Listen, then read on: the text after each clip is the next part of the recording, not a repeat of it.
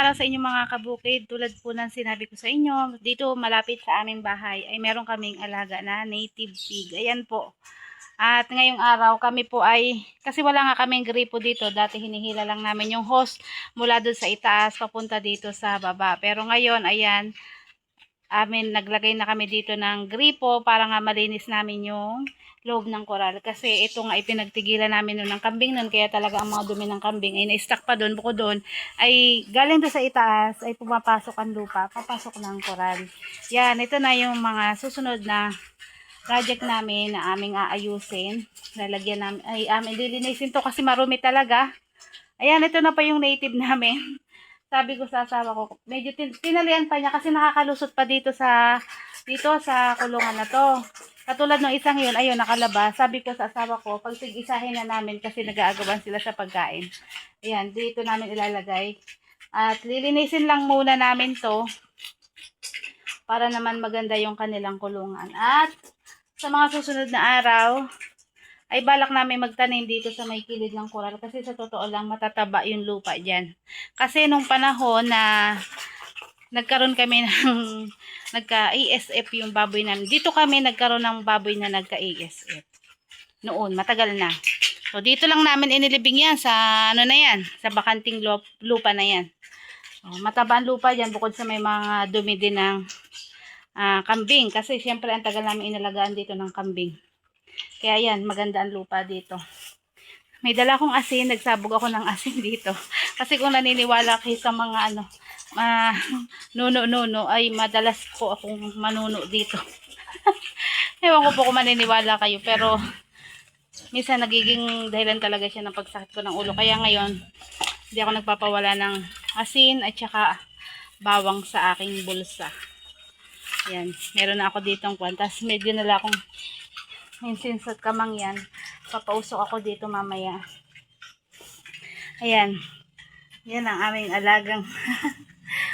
Malalaki na yan. Hindi lang ihaharap ko sa inyo yung camera.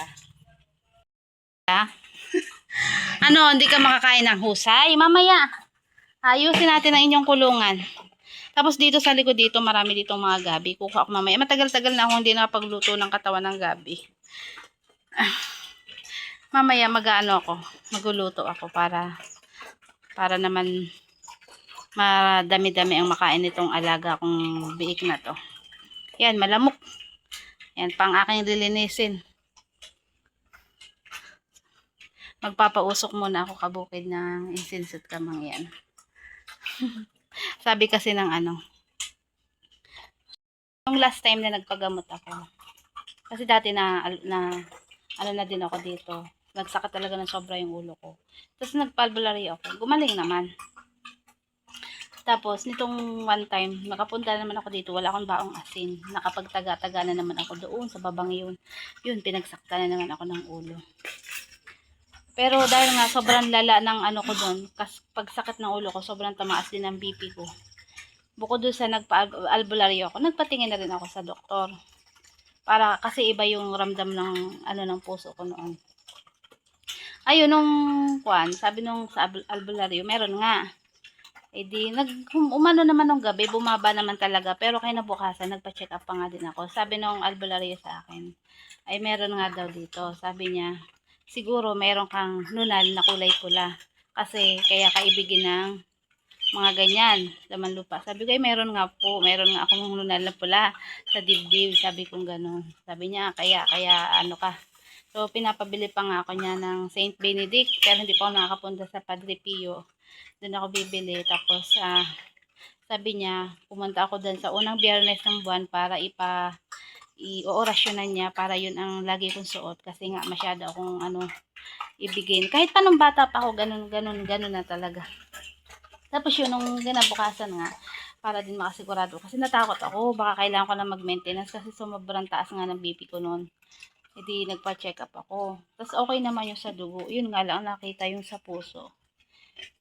Kasi iba nga yung pakaramdam ko nun. Kaya okay na rin. At least, ganun naman talaga ang ginagawa ko kahit sa mga anak ko noon, mga maliliit pa.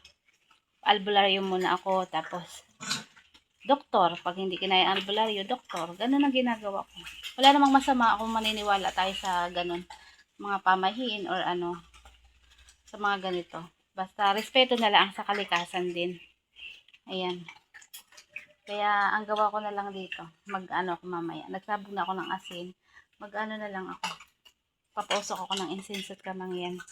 Kumbaga para pangtaboy sa mga ano, kung ano mang merong kwan dito.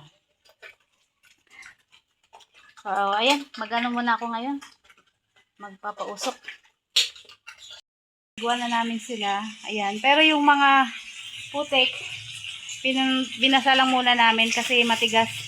Ang hirap ang hirap linisin. Ayan, ito na lang muna baboy ang aming nilinis. O, ayan sila. Tapos utay-utay na lang namin ng palahin are.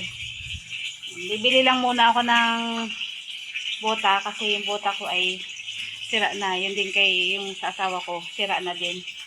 Yan, para naman pag nagpala kami din ay ano, hindi maano ang aming paa. Kasi mga dumi ito ng kambing, itong mga na-stuck dito. Ayan, malakas ang tubig dito. Kaya tuwan-tuwa ang aking mga alaga. Bukas ulit ng umaga, aming utay-utay na palahin na rin. So, ayan lamang mga kabukid. Maraming pong salamat. At huwag kalimutang mag-subscribe, mag-like, share, and comment sa aking mga video. Maraming pong salamat sa inyong suporta. Bye po.